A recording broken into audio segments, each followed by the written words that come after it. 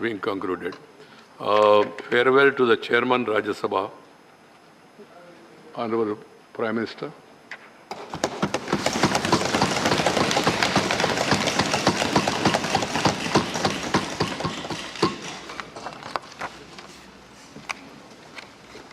आदरणीय सभापति जी, आज हम सब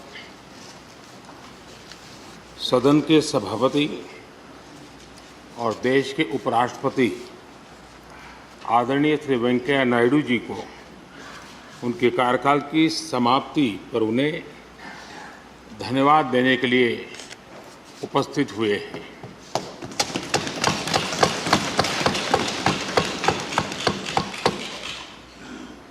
ये इस सदन के लिए बहुत ही भावुक पल है। सदन के कितने ही ऐतिहासिक पल आपकी गरिमामय उपस्थिति से जुड़े हुए हैं। फिर भी अनेक बार आप कहते रहे हैं, I have retired from politics but not tired from public life.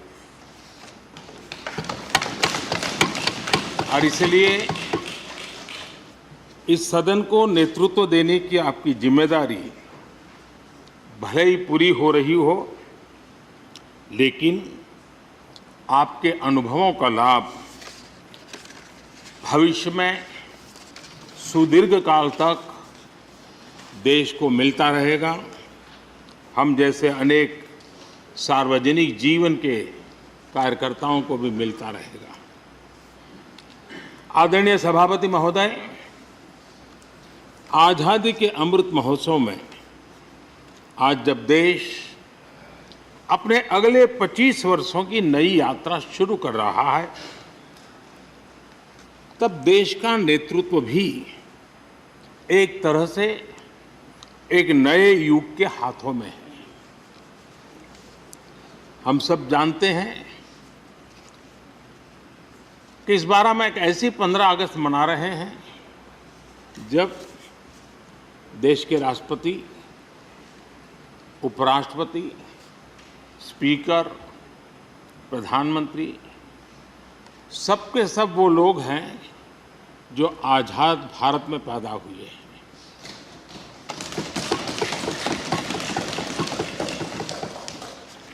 और सबके सब बहुत ही साधारण पृष्ठभूमि से आते हैं।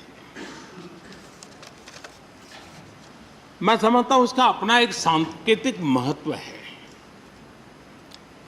साथ में देश के नए युग का एक प्रतीक भी है।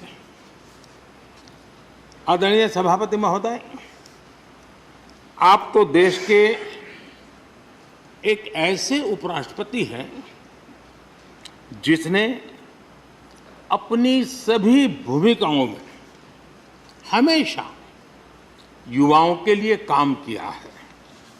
आपने सदन में भी हमेशा युवा सांसदों को आगे बढ़ाया, उन्हें प्रोत्साहन दिया। आप लगातार युवाओं के संवाद के लिए यूनिवर्सिटीज और इंस्टीट्यूशंस लगातार जाते रहे हैं। नई पीढ़ी के साथ आपका एक निरंतर कनेक्ट बना हुआ है और युवाओं को आपका मार्गदर्शन भी मिला है और युवा भी आपको मिलने के लिए हमेशा उत्सुक रहे हैं। इन सभी संस्थानों में आपकी लोकप्रियता भी बहुत रही है। मुझे बताया गया कि वाइस प्रेसिडेंट के रूप में आपने सदन के बाहर जो भाषण दिए, उनमें करीब करीब 25% युवाओं के बीच में रहे हैं। ये भी अपने आप में एक बहुत बड़ी बात है। आदरणीय सभापति महोदय, व्यक्तिगत रूप से मेरा ये सौभाग्य रहा है कि मैंने बड़े निकट से आपको अलग अलग भूमिकाओं में देखा है। बहुत सारी आपकी भूमिका ऐसी भी रही जिसमें आपके साथ कंधे से कंधा मिलाकर कार्य करने का भी मुझे सौभाग्य मिला है। पार्टी कार्यकर्ता के रूप में आपकी वैचारिक प्रतिबद्धता रही हो, एक विधायक के रूप में आपका कामकाज हो, सांसद के रूप में सदन में आपकी सक्रियता हो, भारतीय जनता पार्टी के अध्यक्ष के रूप में आपका सांगठनिक कौशल्य और लीडरशिप की बात हो, कैबिनेट मंत्री के रूप में आपकी मेहनत, नवाचार का आपका प्रयास और उससे प्राप्त सफलताएं देश के लिए बहुत उपकारक रही है, या फिर उपराष्ट्रपति और सदन में के सभापति के रूप में आपकी गरिमा और आपकी निष्ठा। मैंने आपको अलग अलग जिम्मेदारियों में बड़े लगन से काम करते हुए देखा है। आपने कभी भी किसी भी काम को बोझ नहीं माना। आपने हर काम में नए प्राण फूंकने का प्रयास किया है। आपका जज्बा, आपकी ये लगन हम लोगों ने निरंतर देखी है। मैं इस सदन के जरिए प्रत्येक माननीय सांसद और देश के हर युवा से कहना चाहूंगा कि वो समाज, देश और लोकतंत्र के बारे में आपसे बहुत कुछ सीख सकते हैं।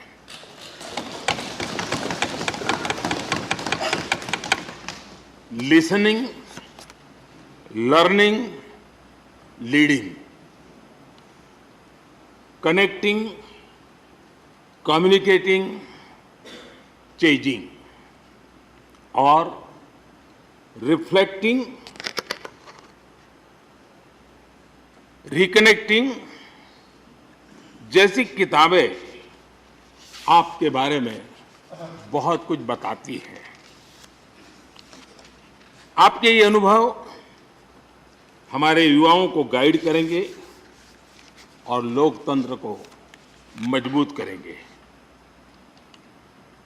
आदरणीय राष्ट्रपति महोदय, आपकी किताबों का जिक्र मैंने इसलिए किया क्योंकि उनके टाइटल में आपकी वो शब्द प्रतिभा झलकती है जिसके लिए आप जाने जाते हैं। आपके वन लाइनर्स, बीट लाइनर्स होते हैं और विन लाइनर्स भी होते हैं।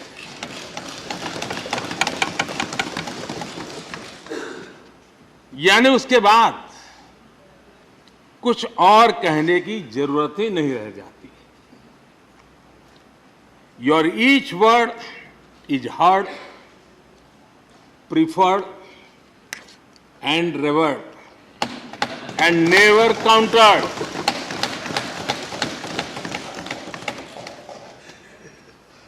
कैसे कोई अपनी भाषा की ताकत के रूप में और सहजता से इस सामर्थ्य के लिए जाना जाए और उस कौशल से स्थितियों को दिशा मोड़ने का सामर्थ्य रखे, सचमुच में आपके इस सामर्थ्य को मैं बधाई देता हूं। साथियों, हम जो भी कहते हैं वो महत्वपूर्ण तो होता ही है, लेकिन जिस तरीके से कहते हैं उसकी अहमियत ज्यादा होती है। किसी भी संवाद की सफलता का पैमाना यही है कि उसका गहरा इम्पैक्ट हो, लोग उसे याद रखें और जो भी कहें उसके बारे में लोग सोचने के लिए मजबूर हो। अभिव्यक्ति की इस कला में वेंकैया जी की दक्षता उस बात से हम सदन में भी और सदन के बाहर देश के सभी लोग भली भांति परिचित हैं। आपकी अभिव्यक्ति का अंदाज जितना बेबाक है उतना ही बेजोड़ भी है। आपकी बातों में गहराई भी होती है, गंभीरता भी होती है, वाणी में बीट भी होता है और वेट भी होता है, वार्मथ भी होता है और विजडम भी होता है। संवाद का आपका तरीका ऐसे ही किसी बात के मर्म को छू जाता है और सुनने में मधुर भी लगता है। आदरणीय सभापति महोदय, आपने दक्षिण में छात्र राजनीति करते हुए अपना राजनीतिक सफर शुरू किया था। तब लोग कहते थे कि जिस विचारधारा से आप जुड़े थे उसका और उस पार्टी का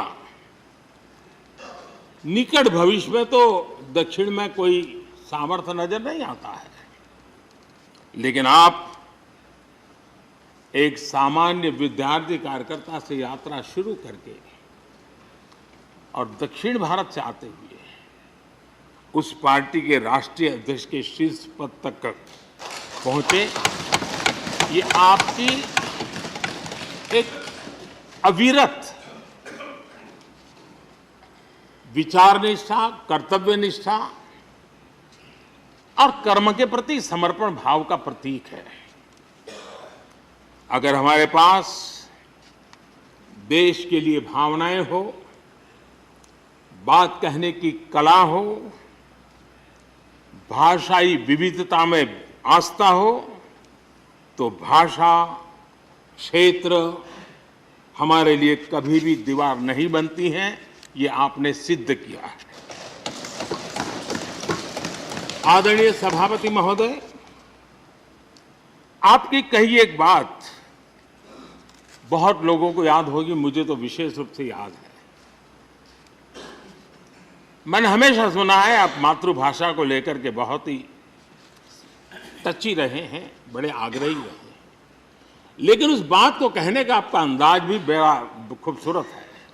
जब आप कहते हैं कि मातृभाषा आंखों की रोशनी की तरह होती है, मातृभाषा आंखों की रोशनी की तरह होती है, और आप आगे कहते हैं और दूसरी भाषा चश्मे की तरह होती है। ऐसी भावना हृदय की गहराई से ही बाहर आती है। वेंकैया जी की मौजूदगी में सदन की कार्रवाई के दौरान हर भारतीय भाषा को विशिष्ट अहमियत दी गई है। आपने सदन में सभी भारतीय भाषाओं को आगे बढ़ाने के लिए काम किया।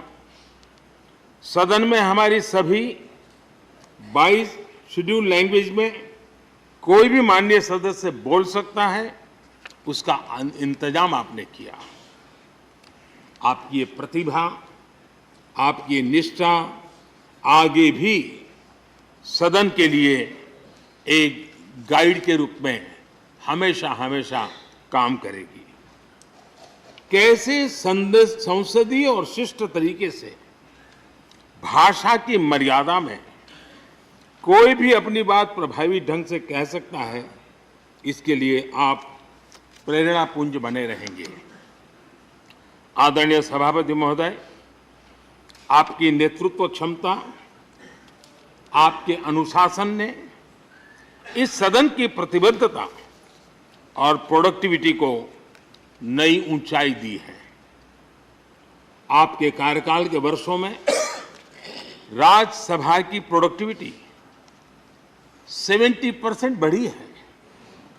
सदन में सदस्यों की उपस्थिति बढ़ी है।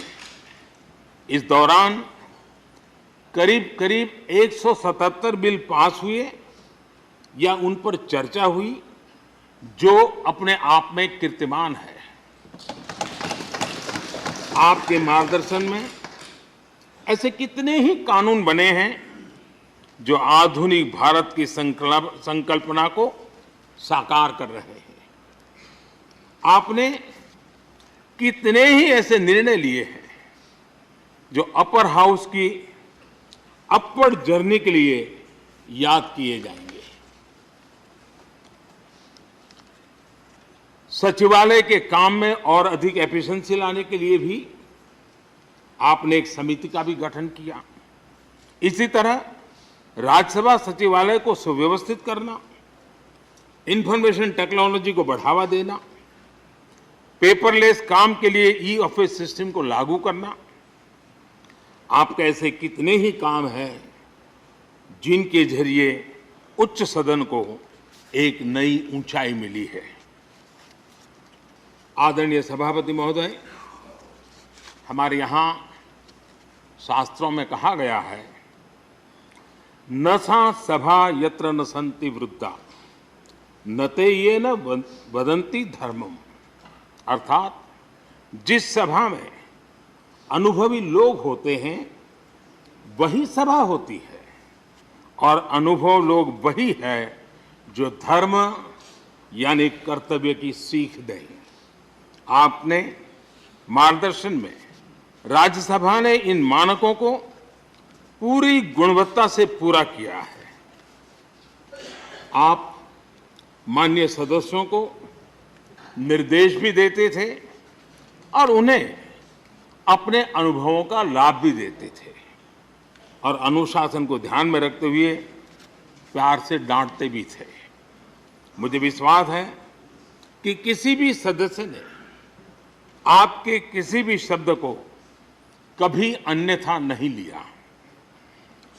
ये पूंजी तब पैदा होती है जब व्यक्तिगत जीवन में आप उन आदर्शों और मानकों का पालन करते हैं। आपने हमेशा इस बात पर बल दिया कि संसद में व्यवधान एक सीमा के बाद सदन की अवमानना के बराबर होता है। मैं आपके इन मानकों में लोकतंत्र की परिपक्वता को देखता हूं। पहले समझा जाता था कि अगर सदन में चर्चा के दौरान शोरगुल होने लगे तो कार्यवाही को स्थगित कर दिया जाता है, लेकिन आपने संवाद, संपर्क और समन्वय के जरिए न सिर्फ सदन को संचालित किया बल्कि उसे प्रोडक्टिव भी बनाया। सदन की कार्यवाही के दौरान जब सदस्यों के बीच कभी टकराव की परिस्थिति पैदा होती थी तो आपसे बार बार सुनने को मिलता था, let the government propose, let the opposition oppose and let the house dispose. इस सदन को दूसरे सदन से आए विधेयकों पर निश्चित रूप से सहमति या असहमति का अधिकार है। यह सदन उन्हें पास कर सकता है, रिजेक्ट कर सकता है या अमेंड कर सकता है, पर उन्हें रोकने की, बाधित करने की परिकल्पना हमारे लोकतंत्र में नहीं है।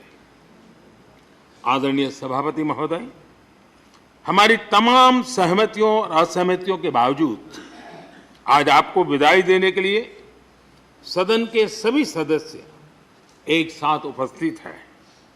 यही हमारे लोकतंत्र की खूबसूरती है। ये आपके लिए इस सदन के सम्मान का उदाहरण है। मैं आशा करता हूं कि आपके कार्य, आपके अनुभव आगे सभी सदस्यों को जरूर प्रेरणा देंगे। अपने विशिष्ट तरीके से आपने सदन चलाने के लिए ऐसे मानदंड स्थापित किए हैं जो आगे इस पद पर आसीन होने वालों को प्रेरित करते रहेंगे। जो लेगेसी आपने स्थापित की है, राज्यसभा उसका अनुसरण करेगी, देश के प्रति अपने जवाबदेही के अनुसार कार्य करेगी। इसी विश्वास के साथ आपको पूरे सदन की तरफ से, मेरी तरफ से अनेक अनेक शुभकामनाएं देता हूं और आपने देश के लिए जो कुछ भी किया है, इस सदन के लिए जो कुछ भी किया है, इसके लिए सबकी तरफ से ऋण स्वीकार करते हुए मैं आपका धन्यवाद करता हूं। बहुत बहुत शुभकामनाएं। धन्यवाद प्रधानमंत्री जी। श्री मल्लिकार्जुन खड़गे जी, लीडर ऑफ अपोजिशन।